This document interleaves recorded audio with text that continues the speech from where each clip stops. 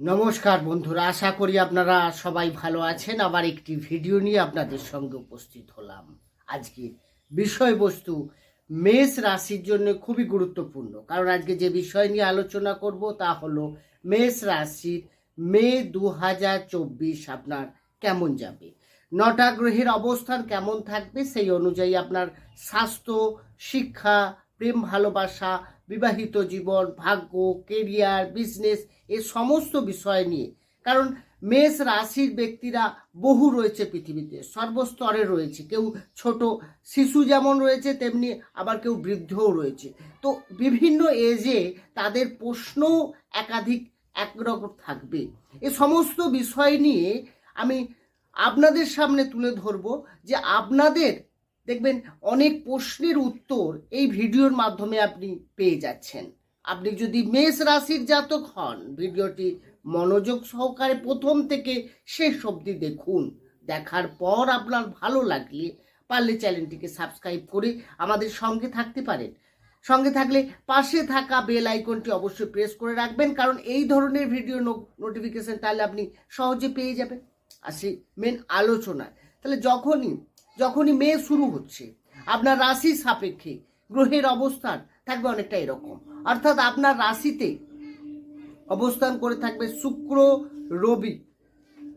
1 মে বৃহস্পতি আপনার রাশির দ্বিতীয় ভাবে গোচর করে যাচ্ছে। রাশির দ্বাদশে অবস্থান করে থাকবে মঙ্গল, রাহু, এবং রাশির একাদশ ভাবে অবস্থান করে থাকবে শনি। আপনার রাশির ষষ্ঠ ভাবে অবস্থান করে থাকবে কেতু।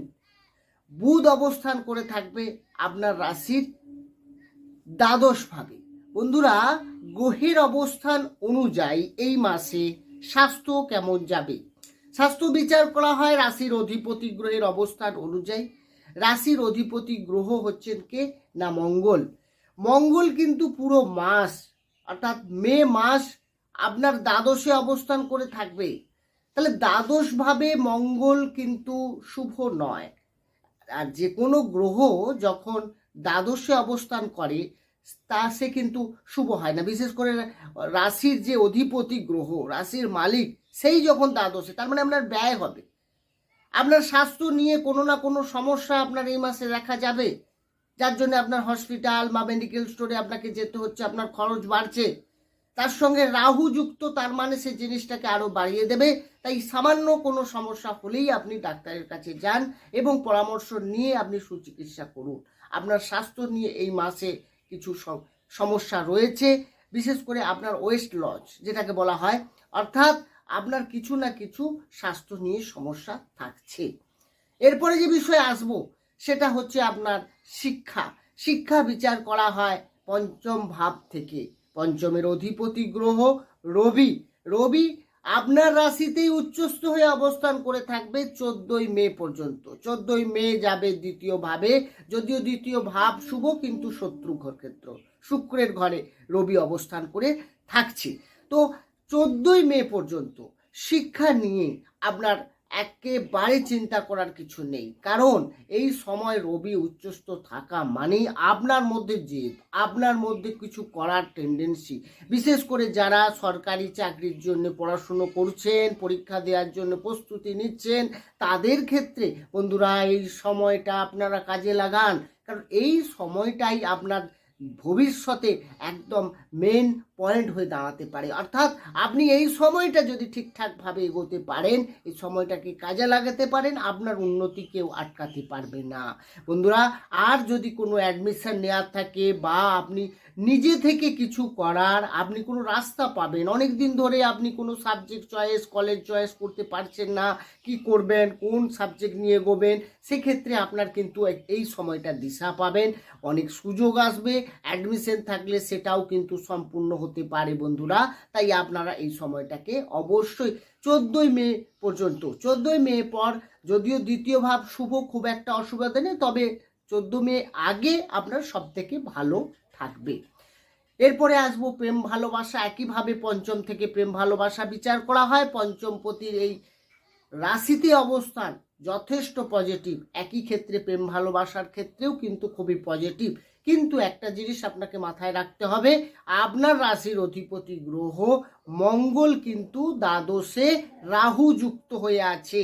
এখানে কিন্তু কিছু সমস্যা থাকবে, অর্থাৎ আপনি কোথায় কোথায় দুজনের মধ্যে কোনো বাদানুবাদে জড়িয়ে পড়তে পারেন, বা আপনার নিজের কথাটা আপনি সব সময় জাহির করতে চাইবেন, অন্যের কথা শুনবেন না, ফলে সামনের ব্যক্তির মধ্যে সেই জেদ বা রাগ অবশ্যই বাড়বে। সেক্ষেত্রে প্রেমের ক্ষেত্রে বেশ কিছু সমস্যাও দেখা যাবে।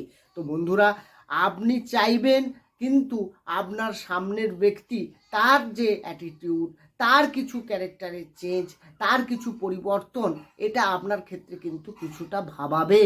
সুতরাং এক্ষেত্রে আপনাকে একটু সাবধানে এগোতে হবে, তাড়াহুড়ো নয়। আর নিজের অব্দে কিন্তু জেদটা কমাবেন, রাগ কন্ট্রোল করবেন, তা না হলে কিন্তু এমন কিছু কথা বলে ফেলবেন যেখানে কিন্তু প্রেমের ক্ষেত্রে বাধা হয়ে দাঁড়াতে পারে। এরপরে যে বিষয়ে আসবো সেটা হচ্ছে আপনার বিবাহিত জীবন। বিবাহিত জীবন যারা নতুন করে চেষ্টা করছেন বিয়ে করার, অনেক দিন ধরে অবিবাহিত রয়েছেন, তাদের ক্ষেত্রে বলবো আপনার সপ্তম ভাব থেকে বিবাহিত জীবন বিচার করা হয়। সপ্তম পতি রাশিতে অবস্থান করে থাকবে 19শে মে পর্যন্ত। তারপরে স্বক্ষেত্রে আরও ভালো অবস্থায় থাকবে। রাশিতে থাকলেও সে কিন্তু শত্রু ঘরে, মঙ্গলের ক্ষেত্রে, এটা কিন্তু মনে রাখতে হবে। আর আপনার সপ্তমে দৃষ্টি থাকবে আপনার সপ্তম পতির, এক্ষেত্রে নিজে থেকে ঠিক করার চেষ্টা করবে। অর্থাৎ বিবাহিত জীবনে যদি কোনো সমস্যা থেকে থাকে সেটা সুধার, মানে নিজে থেকে ঠিক করা অনেকটা চেষ্টা করবেন। কিন্তু কথায় কথায় যে মিসআন্ডারস্ট্যান্ডিং, ভুল বুঝাবুঝি বা সামান্য কারণ নিয়ে দুজনের মধ্যে সমস্যা বা আপনার মধ্যে জেদ, এগুলো তো থাকবেই। ফলে কিছুটা বিবাহিত জীবনের সমস্যা দেখা যাবে। তবে 19শে মের পর কিন্তু অনেকটা বেটার দেখা যাচ্ছে। যদি কারো যোগাযোগ হয়ে থাকে, ফাইনাল হচ্ছে না, অবিবাহিতরা রয়েছেন, বিয়ের জন্য প্রশ্ন রাখেন যে আমার বিয়ে কবে হবে, কবে নাগাদ, সেক্ষেত্রে বলবো 19শে মের পর অনেক ভালো অবস্থায় রয়েছে, আপনারা চেষ্টা করতে পারেন। তবে মঙ্গল যেহেতু দ্বাদশে রয়েছে, আপনাকে একটু চিন্তা ভাবনা করে এগোতে হবে। এরপরে যে বিষয় আসবো সেটা হচ্ছে আপনার ভাগ্য। ভাগ্য বিচার করা হয় নবম ভাব থেকে। নবমের অধিপতি গ্রহকে, না নবমের অধিপতি গ্রহ হচ্ছে বৃহস্পতি, যে কিনা আপনার রাশি থেকে দ্বিতীয়ভাবে অবস্থান করে থাকবে পুরো বছর। একদম এই ফার্স্ট মে যে দ্বিতীয়ভাবে গোচর করলো বৃহস্পতি, এখন পুরো বছরটাই আপনার থাকছে দ্বিতীয়ভাবে। এবং দ্বিতীয় ভাব থেকে বৃহস্পতির অবস্থান করে ষষ্ঠ, অষ্টম এবং দশমে দৃষ্টি দেবে। এটা কিন্তু একটু সমস্যার কারণ রয়েছে। দ্বিতীয়ভাবে যেমন আপনার কথাবার্তার মধ্যে শালীনতা, আপনার কথাবার্তার মধ্যে ইমপ্রেস হওয়ার একটা সম্ভাবনা খুব ভালো হবে। এবং আপনার অর্থ সঞ্চয়, যেহেতু ভাগ্যপতি আপনার দ্বিতীয় রয়েছে, সেহেতু আপনার সঞ্চয়, খরচ যে হচ্ছিল আপনার অনেক দিন ধরে মেষ রাশি যারা জাতক জাতিকা, সেখান থেকে অনেকটা বেরিয়ে আসবেন। কিন্তু ষষ্ঠভাবে দৃষ্টি থাকা মানেই ষষ্ঠভাবকে অ্যাক্টিভ করা, অর্থাৎ আপনার স্বাস্থ্য, আপনার শত্রু বৃদ্ধি, এগুলো দেখা যাবে সামান্য। এগুলো থেকে আপনাকে একটু সজাগ থাকতে হবে। এছাড়াও আপনার যারা রিসার্চ লেভেলে কাজ করছেন তাদের জন্য অনেকটা বেটার। তবে ওভারঅল যদি দেখা যায়, দ্বিতীয়ভাবে বৃহস্পতি কিন্তু অনেক ভালো ফল দেবে, যেখানে আপনি ইনভেস্ট করতে পারবেন, যেখানে শুভ কাজ, মাঙ্গলিক কাজ, এগুলো আপনি এগোতে পারেন, কোনো অসুবিধা নেই। তবে একটু ভেবে চিন্তে এগোবেন, কারণ যেহেতু মঙ্গল রাহু যুক্ত হয়ে আছে, আপনার রাশির অধিপতি গ্রহ, সে কিনা রাহুর সঙ্গে যুক্ত থাকা মানেই হচ্ছে আপনাকে ভ্রমিত করা, আপনাকে ভুল দিকে নিজেকে ইনভেস্ট বলুন বা কিছু ভুল ডিসিশন নিয়ে নেওয়া, এগুলো দেখা যাবে। এখান থেকে আপনাকে একটু সাবধানে থাকতে হবে। এরপরে আসবো কেরিয়ার নিয়ে। কেরিয়ার বিচার করা হয় দশম ভাব থেকে। দশমের অধিপতি গ্রহ শনি, যে কিনা আপনার একাদশে অবস্থান করে থাকছে এবং আপনার রাশির উপরে দৃষ্টি দিচ্ছে। তার সঙ্গে সঙ্গে আপনার দশমে বৃহস্পতিরও দৃষ্টি রয়েছে এই মাসে। সুতরাং কর্মর জায়গায় আপনার খুব ভালো হবে। আপনি নিজে থেকে কিছু নতুন করে করা বা আপনি আপনার নিজের মতো করে কিছু কাজ করা, এটা দেখা যাবে। এবং আপনার যদি কোনো ম্যানেজমেন্ট সেক্টরে থাকেন, কোনো অ্যাডভাইজার, কোনো টিচিং বা আপনি কোনো ম্যানেজমেন্ট, হোটেল হতে পারে, হসপিটাল হতে পারে, এক্ষেত্রে সেক্ষেত্রে আপনার কিন্তু খুব ভালো ফল দিতে চলেছে। আরেকটি কথা আপনাকে মাথায় রাখতে হবে যে বৃহস্পতির দৃষ্টি দশমে থাকা মানে কর্মের চেঞ্জ কিছু করা বা আপনি কর্ম নিয়ে কোনো আপনার সুখবর পেতে পাওয়া এগুলো কিন্তু থাকবে। কারণ মে মাস এয়ার্নিং চলে গেছে, অনেকের প্রমোশনের ব্যাপার থাকবে এই সময়। সেক্ষেত্রে আমি বলবো এই সময়টা কিন্তু আপনার জন্য বেটার, অবশ্যই বেটার।